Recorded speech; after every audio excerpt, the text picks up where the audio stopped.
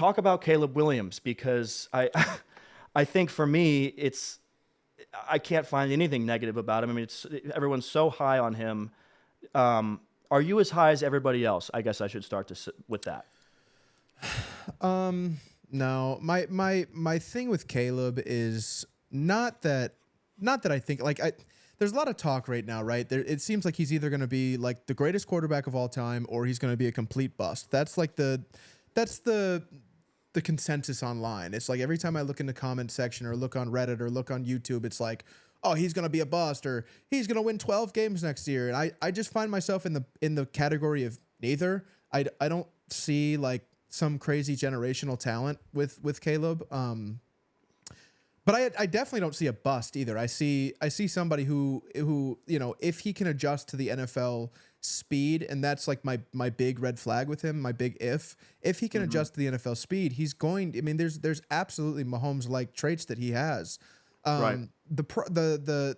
And you do have to do a lot of like deep digging to kind of figure out like where this kid is good and where he isn't, because again, like the media has sold us this tale that he is like can't miss, best prospect ever, no doubt in your mind, and it's like that's not really what I'm finding. I And want to that's go over what some Poles is numbers. banking on, right? That's Just to what Poles is interject. banking, and just to Yeah. like kind of add on to that last statement, because I do agree. I again, we're Lions fans. I believe that I have the best GM in the league. I have to Yeah. keep hearing about how you guys do. My thing with Poles is like, what was the plan if Carolina wasn't dog shit last year? You know what I mean? Like, what happens if Carolina goes out there and Bryce Young ends up being a CJ Stroud and, they win the division and you're picking, that first round pick goes from the first overall pick in Caleb Williams to, the 17th pick. What was the plan with I Justin guess we'll Fields never after know. that? I guess we'll never know. Yeah, we won't ever know. It's just I feel like there's a lot of luck that's being involved that's not being talked about Oh, by it's anybody. been incredibly serendipitous. I mean, there's no doubt Yeah, about it. That's one of the things that just came across too during yeah, my deep dive of his tenure in Chicago. It's like sure. a lot had to land the way that it had to land. But I just wanted to say real quick, Brett Yeah. Veach, who was Ryan Poles was kind of his understudy, right? He's an excellent Yeah. GM. Another GM that I Yes, he think is is. better than him Yep, in Kansas City, right? for sure. Brett Yeah. Veach was the one who advocated for the drafting of Patrick Mahomes, right? And Ryan Yes. Poles, I think, Yes. if you do something in your life, you're my closest, friend. If you do something in your Sure. life and I see you do it and you're successful with it, Yeah. subconsciously I'm going to attempt to like recreate that in some way or like Without a learn doubt. from that. And I think that Ryan Poles is really banking everything on I'm Brett Veach and this is my Patrick Mahomes, because Yeah. otherwise it's over for everybody, right? Yep. It's over for everybody if he's wrong. It really is. Yeah. So go ahead. Sorry. Yeah. I had to go into the deeper sides of the web to find the truth about Caleb Williams that nobody wants to talk about. But I do want to point out 5 games here. 2021. This is through his college career.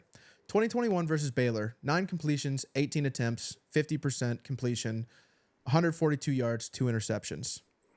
2021 versus Iowa State, 8 completions, 18 attempts, 44.4 passer rating, 87 yards, 1 touchdown, 1 interception.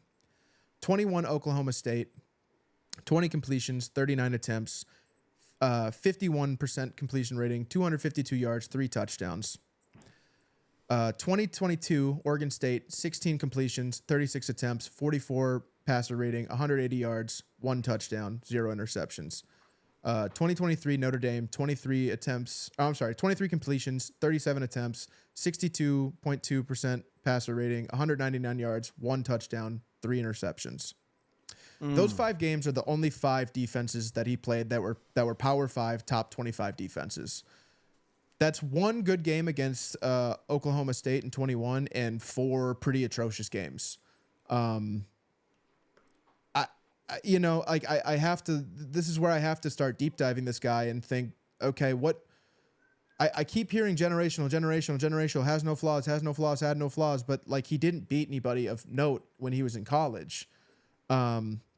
he also holds on to the ball for an average of 3.1 second every time it's snapped, which Right. is, I mean, in the NFL, it's going to get you obliterated. It's going to get you murdered. It's going to put your team in a terrible position. The only other two quarterbacks who have ever been taken in the first round that hold the ball even semi as long are Anthony Richardson, who we don't really know what he is yet because he hasn't really played. I mean, that kid has one of the best arms I've ever seen in my life. I mean, I absolutely see the generational trait. The problem that I have is that he seemingly doesn't know how to do like the layup stuff as much as he knows how to like get out and you know, throw a ball 60 yards downfield off his back foot and, you know, drop it right in the breadbasket. It's All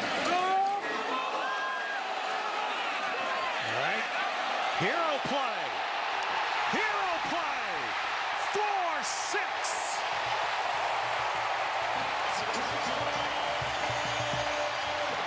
it's like Which that. I go ahead.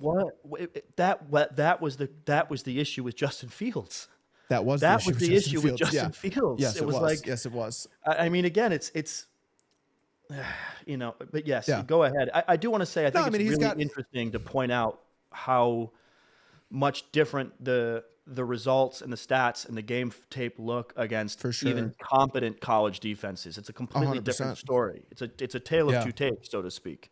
Yeah. So, and what was interesting about kind of like my research is that I realized that Caleb, so Lincoln Riley runs like a one read system, right? It's all out of shotgun. It's all pretty much first read.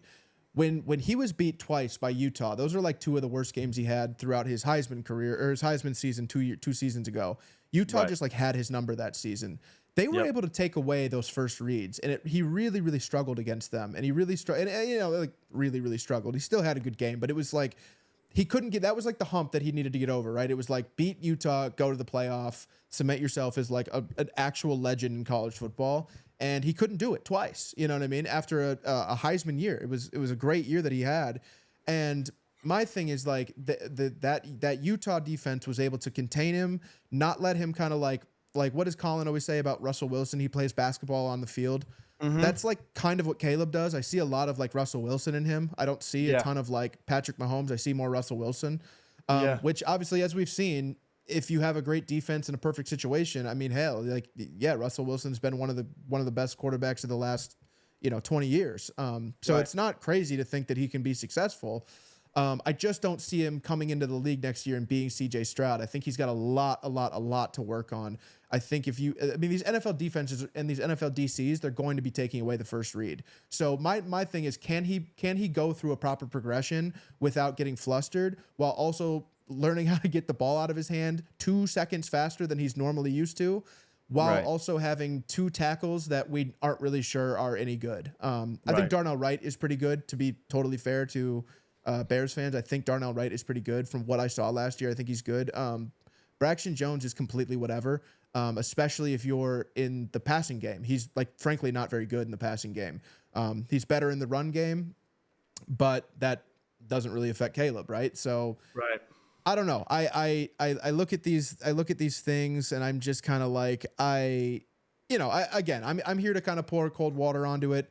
I don't see like can't miss generational. He's the next Peyton Manning. I don't see that. I see like a Russell Wilson, which is a huge comp, right? Like that's if you told me right now, after dealing with the quarterbacks I've dealt with over the last 10 years, the Mitch Trubisky's, the Justin Fields, the all the way back to like the Jay Cutlers, I would absolutely take Russell Wilson. I mean, he's been really unbelievably good. He'll probably be a first ballot Hall of Famer. But you see, the second he lost his athleticism and started having to be, more mental up here and use more of that, it all fell apart. So Limited diarrhea. Yeah. I don't know. I don't see the whole. I just don't see it. I don't see the generational. I see a kid who's got a freaky good arm, and can Right. absolutely succeed at the next level. But nothing Super Bowl next year. No, I really appreciate you like giving that perspective because I think during both of our process of I know like the whole knock is like we don't do research because everyone's always like Yeah, in our no, we comments don't. We like, don't "You ever guys do didn't do your research. homework on Yeah. our backup linebacker." It's Yeah. like, okay, Yeah, dude, sorry, literally. like I don't care. No, we didn't. But this actually was hard to research because everything was. on YouTube and everything on in the mainstream sports like network based situations, whatever it is, Yeah. are just there's so much Caleb glazing going on that it's really actually hard to find kind of like a breakdown on like what this guy really is. Like I know he has talent. I don't Yeah. need to watch another video telling me that. But No. Yeah. one thing that I want to do to kind of crack open draw the curtains a little bit and let the sun in on the situation that you just kind of laid out with what Caleb Sure. actually is. To me, he reminds me ironically more of like a cross between Baker and Kyler. And I think mean, a it lot makes of that sense. has Lincoln to do Riley. with the Oklahoma connection, the Lincoln Riley. Like Sure. he's more along the lines of that kind of player. But what's really interesting to me is I think just from a sort of team roster, what situation he's coming to perspective, we've kind of never seen anything like this. And No. the difference between a Baker who I really like or a Kyler who I really like, and this situation is night and day. I decided to kind of look into the last handful of, and just these are good players that I like that have been drafted first overall First at the overall, quarterback position of the last several years. So let's start with Jared Goff. Yep. Jared Goff was drafted to a failing St. Louis Rams team that was in the process of relocating to Los Angeles with Jeff Fisher as head coach, who was just about done, coming off of years of failure in St. Louis, and was asked to come in as a rookie and turn that around. And there was no way he was ever going to do that with that head coach, that offensive coaching staff, that lack of playmakers in that situation, playing at USC's Coliseum Stadium. No way. Yep. It's not going to take them long to figure out what happened to us. Could be worse.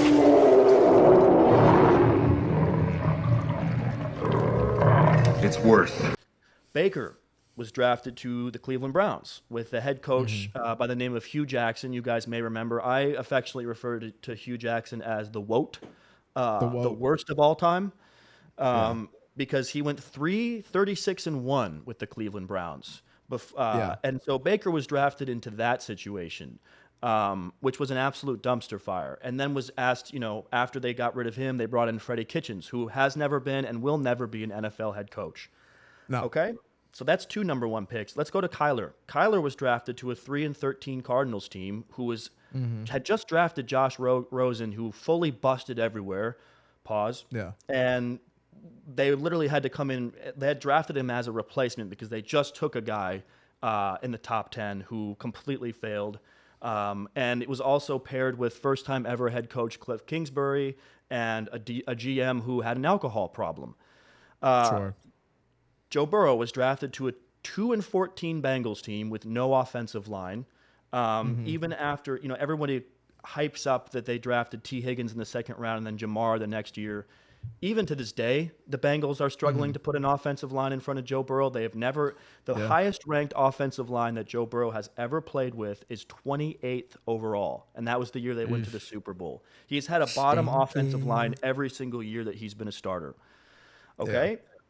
Trevor Lawrence was drafted to the Jaguars, who went 1-15 this season before, and brought in Urban Meyer, who had never coached in the pros and failed miserably, to be his head coach his first year.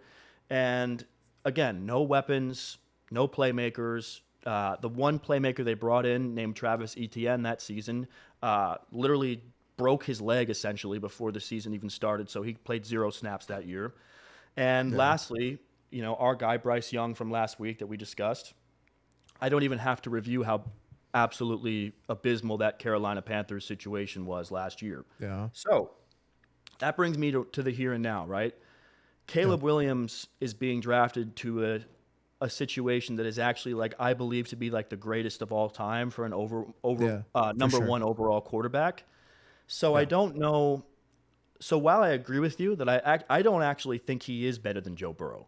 No. I think he's in that Baker-Kyler fusion of just sort of like he's got a little bit of Baker, he's got a little bit of Kyler, but he's in that class. Yep. And those are great quarterbacks. I'm not knocking those guys, but Yeah. Do I see like he's way better than Goff? He's way better than Trevor? No, I think he's a little bit better than Bryce, maybe. But I mean, even then, it's like you look at Bryce's college tape Yeah. and Bryce's college numbers. He isn't really better than Bryce.